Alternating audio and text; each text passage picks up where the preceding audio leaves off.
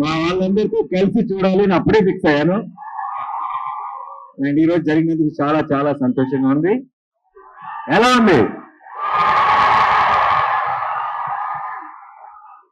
మా main theatre Sudarshan కాదు, నాకు ఇంకా తెలియదు, కానీ సుదర్శన్ అయితే కనుక మార్నింగ్ షో కూడా కలుద్దామా?